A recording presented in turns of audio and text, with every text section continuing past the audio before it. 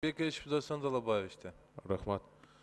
Османбек Мамеджанович, у меня такой вопрос. Счетная палата аудит закончила? Сейчас Дастан Далабаевич, счетная палата проверяет итог работы за 2012 год. Еще не завершено. А почему мы тогда спешим с ратификацией? Мы же все равно, даже если мы сейчас в 3 чтениях ратифицируем, парламент России будет в январе рассматривать, правильно же? После нас только.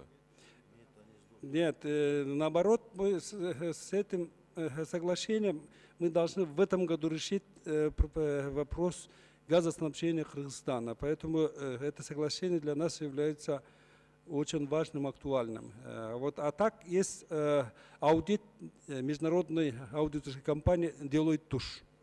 Где этот аудит? Можете дать его? Что? Аудит, где результаты аудита? Фонд госимущества, да? Есть. Вот, можете раздать, да, его? Да, мы раздадим, да. Сейчас раздайте тогда его. Фонд госимущества бар бұл жерде берелчі Deloitte Touche'тың. Аудиттің результатын беріп қойсаңыздар, Дастан Далабаевичқа. Еще один вопрос у меня тогда. Пока парламент Российской Федерации не будет рассматривать, «Газпром» уже, если мы ратифицируем, уже будет договариваться в этом году с Казахстаном и Узбекистаном, правильно?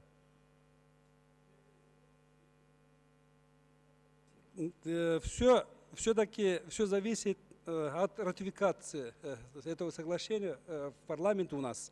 И после чего только будет рассматривать Госдума Российской Федерации, потом только вступит в силу соглашения. И все переговоры возможны только после прохождения процедуры одобрения. Вот. Получается, в этом году уже не успеваем. В этом году нам самим придется договариваться, правильно? Госдума, у нас есть оперативная информация, что это соглашение сейчас уже внесен Госдума Российской Федерации, и все-таки от нас зависит, насколько мы оперативно сегодня решим эту задачу. Вот мы поэтому просим вас поддержать это решение, потому что это соглашение для нас очень важное для решения наших потребностей. Османбек Мамеджанович, вот еще такой вопрос, да? Когда переговоры велись, неужели нельзя было как-то договориться не продажа, то, что мы раньше говорили, другие формы сотрудничества, разве вообще никто об этом из наших даже не говорил, или «Газпрому» просто это не нужно? Или «Газпром» не согласился бы на другие формы сотрудничества? Да. Вот как раз-то переговоры велись и не только в этом году, не только в прошлом году. История этого переговора такова, что аж 2003 года ведется переговоры, даже вот есть история. То есть обсуждалось разные варианты, и переговорная группа, которые там вели переговоры, нашли этот вариант более оптимальным и приемлемым для двух сторон. То есть это история, вопрос очень большой. А протоколы переговоров остались? Протоколы переговоров, они есть. Не остались еще? Последний протокол есть у нас, который наши представители вели, протокол последний переговоры есть. Получается последний, а вот этих предыдущих нету, да, протоколов? Там в основном работала рабочая группа. Вот. И еще последний вопрос. Скажите все-таки, цена на газ как изменится со следующего года? Как будет меняться? Это, наверное, повторяюсь вопрос, наверное, раньше задавали, но мне интересно. Мы по заявлению, будем говорить, руководителя Кыргызгаза, который возглавлял ближе к микрофону, скажите, ближе. Процессы, то есть согласно анализу показывается, что все-таки произойдет снижение цен поставляемых газ для Кыргызстана. Но это на 2014 год, а через 5-10 лет вы же не знаете, что будет, правильно? У «Газпрома» в Казахстане, в Узбекистане есть какие-то месторождения свои? Да, в «Газпрома» свое месторождение есть в Казахстане и Узбекистане. Их собственных месторождений они добывают и, соответственно, они продают. И они будут нам поставлять из этих месторождений, получается? Да, скорее всего, это так. Скорее всего или точно? Это нам, как утверждать, все-таки это так. Все, спасибо. Сөз талқуда Дастан Далабаевич Бекешевта. Уважаемые депутаты, действительно, сейчас парламенту предлагается ратифицировать это соглашение. Идеально, конечно, было бы поискать другие формы сотрудничества, но время, наверное, не ждет.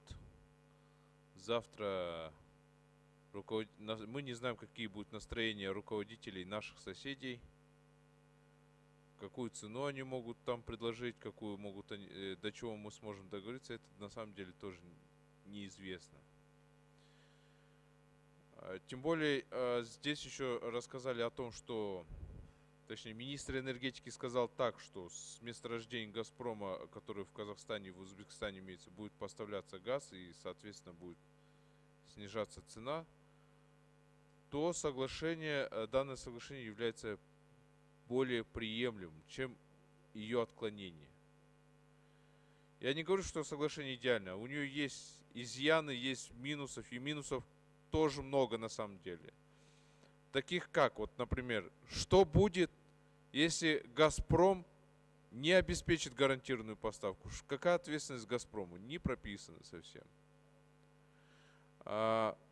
Какой порядок выкупа будет Кыргызгаза обратно? Тоже не прописано. И никто, по крайней мере, в соглашении не гарантируется, что цена будет однозначно низкой. Конечно, может, она в 2014, 2015, 2016 году, в 2017 году будет низкой. Но что будет через 10 лет, тоже никто не знает. Но я думаю, надо все-таки попробовать, проверить, если будут какие-то, на самом деле, разногласия у нас с «Газпромом», или «Газпром» будет применять, или Россия будет применять «Газпром» в качестве рычага воздействия на нашу политическую обстановку, то в этом случае нам надо будет, конечно, идти опять по пути переговоров и менять соглашение. Это на самом деле такое сложное решение. Это не простое нажать кнопку «за», да? Потому что ты сегодня выиграешь, а кто знает, через 25 лет какой-нибудь такой же, как Тимир Сариев, придет и будет всех обвинять в том, что вот тогда были такие предатели, заключили такое соглашение. Такое тоже возможно. Никто этого не исключает на самом деле. Как сейчас это происходит. Поэтому, когда мы будем голосовать, я попросил бы всех оценить все за и против, на самом деле. Мне лично на сегодняшний день очень сложно принимать решение. Но понимая, что завтра зима может быть холодная, или в 2015 году, и граждане могут остаться без газа, все-таки, наверное, надо как-то поддержать. Спасибо.